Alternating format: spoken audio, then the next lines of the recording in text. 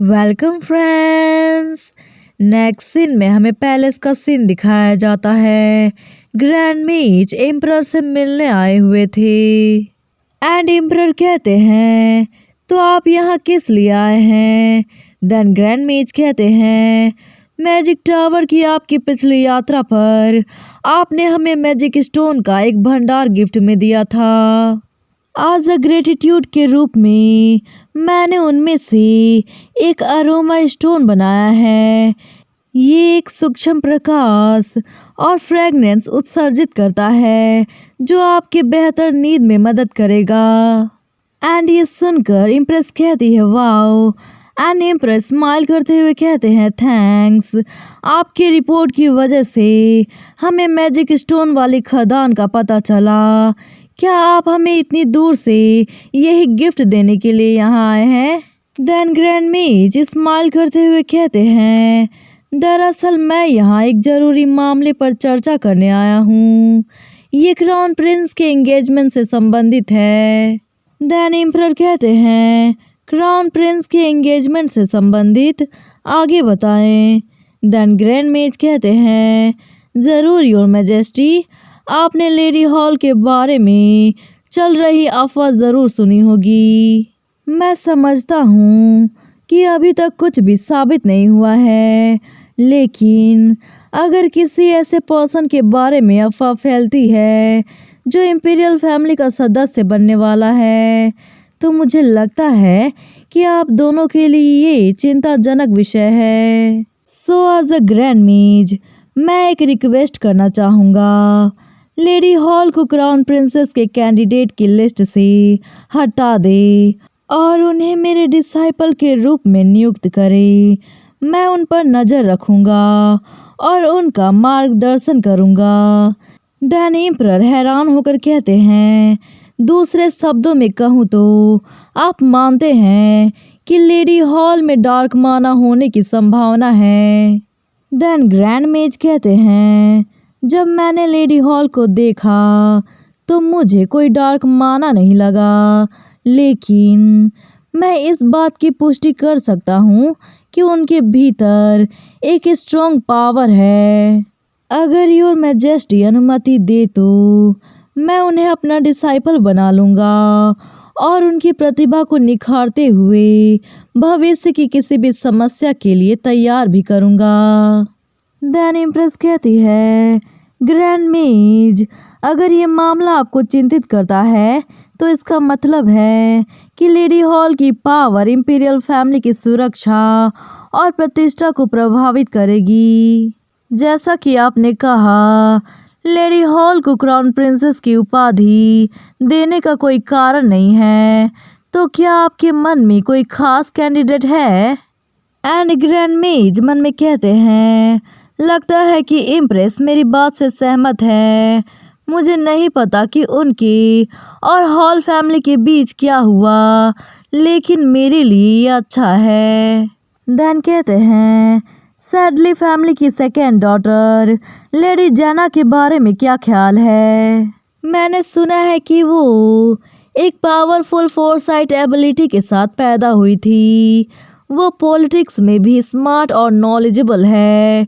मेरा मतलब है क्या मैरिज ऐसा मामला नहीं है जिसमें दोनों फैमिली का हित शामिल हो, और ऐसे कई फैमिली हैं जो मौजूदा इंपीरियल फैमिली की ताकत बढ़ा सकते हैं। अगर आप इधर उधर देखें तो आपको कई विकल्प मिलेंगे। देन एम्परर कहते हैं मैं समझ गया कि आप क्या कह रहे हैं। मैं इसके बारे में ज़रूर सोचूंगा, इसलिए आप चिंता ना करें। अब आप जा सकते हैं। देन ग्रैंड मेज कहते हैं थैंक्स योर मैजेस्टी। अगर आपको कभी भी बहाने की ज़रूरत पड़े तो आप मेरे ग्रैंड मेज की उपाधि का कभी भी इस्तेमाल कर सकते हैं। एंड ये कहकर ग्रैंड मेज वहाँ से चले जाते हैं।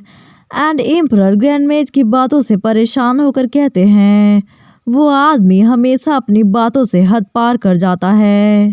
देन एम्प्रेस कहती है भले ही उसने जो कहा उससे आपको अनकंफर्टेबल महसूस हुआ हो, क्या यह अच्छा नहीं होगा कि हम हॉल फैमिली से जुड़ा बोझ हल्का कर दे। देन एम्परर कहते हैं, मुझे नहीं लगता कि ग्रैंड मेज इम्पीरियल फैमिली से जुड़े मामलों से इतना अपडेट रहते हैं। और ये भी थोड़ा अजीब था कि उसने सैडली फैमिली की लेडी जैना का खास तौर पर जिक्र किया। क्या तुम्हें इसके बारे में कुछ पता है? देन इम्प्रेस कहती है, नहीं, लेकिन क्या ये हमारी उम्मीदों के अनुरूप नहीं है? सैडली फैमिली से बेहतर कोई और फैमिली नहीं है जो इम्पीरियल फैमिली का बहुत बड़ा सहारा बन सके। देन नेक्स्ट सीन में दिखाया जाता है जेवियर सैडली मैंसन आया हुआ था जैना से मिलने के लिए। देन मेड कहती है वो इस समय घर पर नहीं है, जब वो वापस आएंगी तो मैं उन्हें बता दूंगी कि आप आए थे। तब से जेवियर डेली जेना से मिलने आता रहता और मैड कोई ना कोई बहाना बनाती। देन जेवियर परेशान होकर कहता है, क्या तुम्हें लगता है कि मैं फिर से बेवकूफ़ बन जाऊंगा? ये चौथी बार है जब मैं यहाँ मिलने आया हूँ, तो वो यहाँ क्यों नहीं होगी? ये समझ नहीं आ रहा। क्या उसका कोई एक्सीडेंट हुआ है? मैं तो यही कहूँगी जेवियर, एक्सीडेंट उसका नहीं तुम्हारे दिमाग का हुआ है। देन मेड कहती है, क्या एक्सीडेंट? सैडली मैंशन पर किस तरह की एक्सीडेंट होगी? प्लीज़ अभी आप यहाँ से चले जाए। एंड जेवियर परेशान होकर मन में कहता है, हाँ बिल्कुल, मुझे यकीन है कि उसे कुछ भी नहीं हुआ होगा। शायद वो अभी मुझसे मिलना नहीं चाहती। एंड वापस लौटते समय कहता है, जैना प्लीज़ मुझे निराश मत करना। मैं ये नहीं मानना चाहता कि तुमने मुझे धोखा दिया।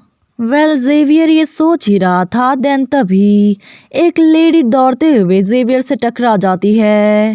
देन जेवियर कहता है, आप ये क्या कर रही हैं? देन वो लेडी कहती है, मैं माफ़ी चाहती हूँ। देन जेवियर कहता है, कोई बात नहीं। देन वो लेडी जाते हुए कहती है, मुझे माफ़ करना, लेकिन मैं थोड़ी जल्दी में हूँ, इसलिए प्लीज़ मुझे माफ़ करना। देन जेवियर उसे जाते हुए देखता है एंड मन में कहता है, ओह नो, उसके एंकल में चोट लगी हुई है। एंड उसके पीछे बहुत सारे आदमी पड़े हुए थे एंड वो पूछते हैं, ब्लैक कपड़े पहने हुए वो लेडी किस तरफ गई?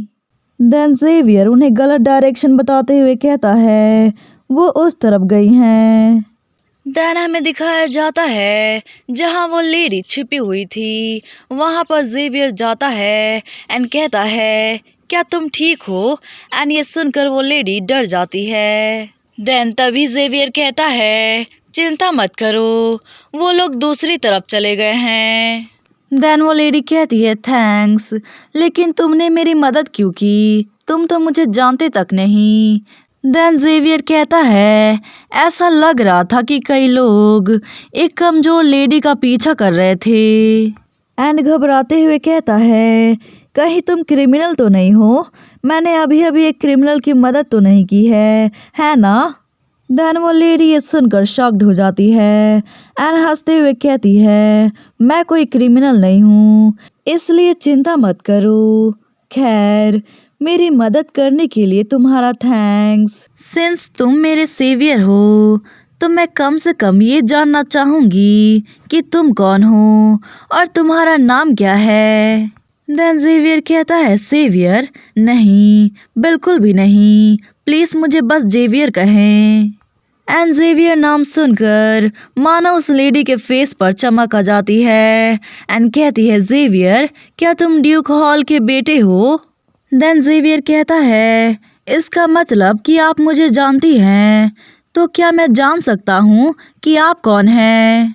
देन वो लेडी स्माइल करते हुए कहती है, जब हम अगली बार मिलेंगे तो मैं आपको ज़रूर बताऊंगी। देन जेवियर कहता है, ठीक है, तो फिर आप अपना ध्यान रखना। एंड मन में कहता है, आखिर उसे कैसे पता कि हम फिर से मिलेंगे? देन नेक्स्ट सीन में दिखाया जाता है सेलिना वो investigation report grand Duke can को सौंपती है एंड ग्रैंड ड्यूक कैन उस इन्वेस्टिगेशन रिपोर्ट को रीड करके पूरी तरीके से शॉक्ड रह जाते हैं। देन सेलिना बताती है, मैंने इस बात का क्लू ढूंढने की कोशिश की कि लेटर किसने भेजा था। जैसा कि हमने अनुमान लगाया था, ऐसा लगता है कि वो किसी ऐसे कॉटियर के वंशज हैं जो इम्प्रेस से जुड़ी घटना के बारे में जानता था। जिस पर्सन ने ये लिखा था उसने हत्या से पहले अपनी डायरी में ये सबूत छोड़े थे। ऐसा लगता है कि उनके रिश्तेदार ने किसी ग्रज को निपटाने के लिए आपको ये लेटर के रूप में भेजा है। देन ग्रैंड ड्यूक कहते हैं, तो मेरी मदर की सच में डेथ हो गई जब किसी ने उन पर झूठा आरोप लगाया। उनके साथ ऐसा किसने किया होगा और क्यों? देन सेलिना कहती है, हम जांच जारी रखेंगे, सच्चाई जल्द ही सामने आ जाएगी। लेकिन हमें एक समस्या का सामना करना पड़ा। जब मैं जांच कर रही थी तो कुछ अजीबोगरीब लोगों का ग्रुप ने मेरा पीछा किया। क्या वे उस घटना के पीछे वाले व्यक्ति के लिए काम कर रहे थे? देन ग्रैंड ड्यूक कहते हैं, हमें चुप रहना होगा और ध्यान से ऑब्जर्व करना होगा। वो जल्द ही सामने आ जाएंगे, तब तक सावधान रहें। देन नेक्स्ट सीन में दिखाया जाता है, एक आदमी कहता है, मैं माफ़ी चाहता हूँ, मुझे उम्मीद नहीं था कि उस घटना की जांच करने वाले लोग अभी भी होंगे। हमने उनका पीछा करने की कोशिश की लेकिन वो रास्ता भटक गए। देन इम्प्रेस कहती है, क्या तुमने उसका फेस देखा? देन वो आदमी कहता है, हम ऐसा नहीं कर सके योर मैजेस्टी, क्योंकि उसका फेस कवर था। लेकिन उसके बिहेवियर को देखते हुए मैं ये कह सकता हूँ कि वो एक वुमेन थी। देन इम्प्रेस कहती है, उस समय वो लोग मेरा कुछ भी उखाड़ नहीं सके, तो अब क्या कर लेंगे? लेकिन फिर भी हमें सतर्क रहना है और जो भी सस्पिशियस लगे उसे तुरंत मार देना है।